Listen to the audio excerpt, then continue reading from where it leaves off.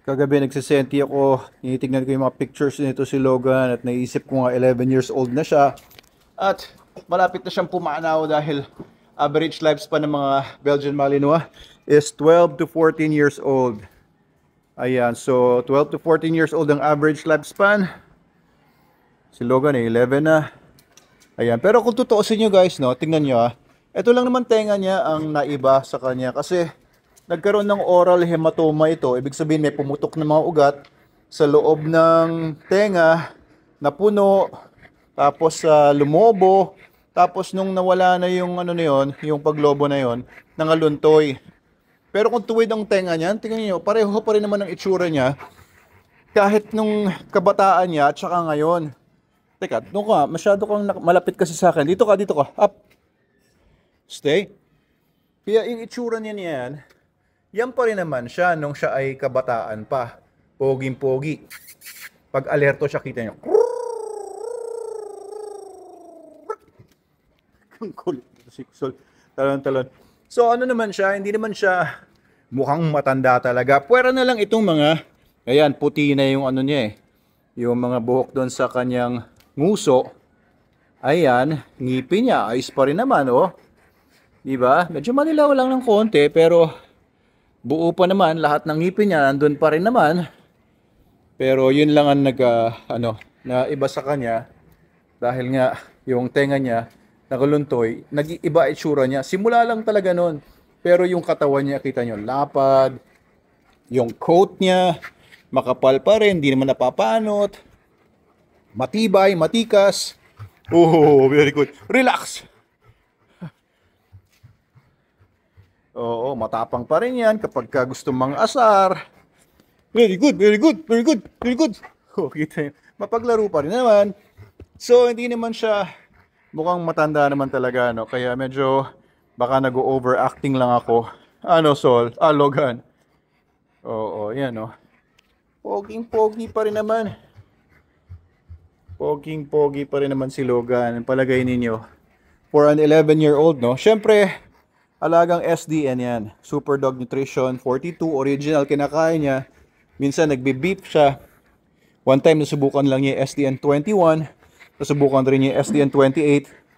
Pero talagang ano yan, SDN baby yan.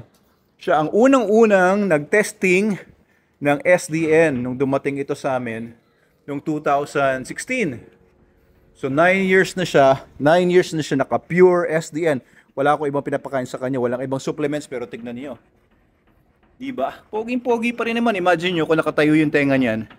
Ganda, oh. Lapad ng mga paa, lapad ng mga buto, makapal yung balahibo, alerto.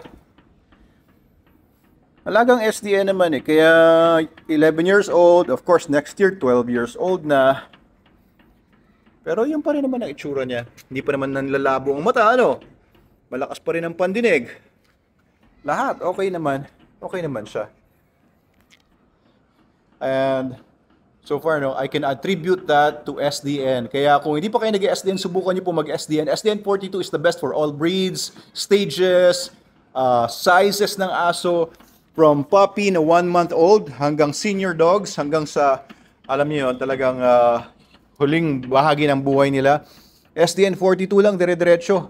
And tipid ang SDN kasi konti lang ang konsumo. 1 meal a day kapag adulto na. 1 meal a day lang ito.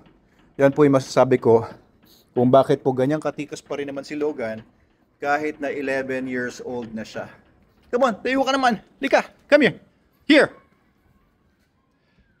Yan. Here. Sits. Stay. Oh, diba?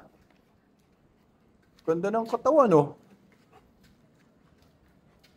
Ganda ng katawan. Oh, papansin ka naman. Tusok-tusok niya yung uso niya sa puwet ko. Sige, laro na kayo. And alam niyo yun, ang dami naglalabasan ngayon ng mga supplements, ng mga immune boosters daw sila, mga mataas ang vitamins, amino acids, etc. Mga iba-ibang mga supplements para gumanda daw yung mga aso natin. Pero pag naka-SD na kayo, you don't need all of that. Hindi nyo kailangan, masusobrahan lang kasi siksik na po yung SDN, kinumpleto na natin. Wala na kayong kailangan idagdag pa. Kaya yung mga dogs ko, SDN lang, wala nang iba, at sobrang healthy nila, nakukuha na nila yung peak potential nila. Tama ba, Sir Derek? Ayan, si Sir Derek Ramsey. Actually, siya ay isa sa mga endorser natin dahil yung aso niyang si Tyson, yan, pwede niyong yan, i-scan yung QR code na yan.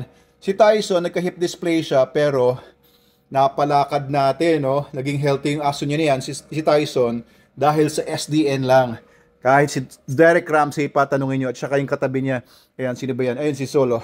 So, itong si Doc Abel, teka, ayan, kompletuhin natin yung mukha niya. Naputol kasi yan nung umuulan, nagbababagyo last week. Tapos, ayun, ang nangyari ay nahulog yung dahil nangin, naputol-tuloy yung ulo.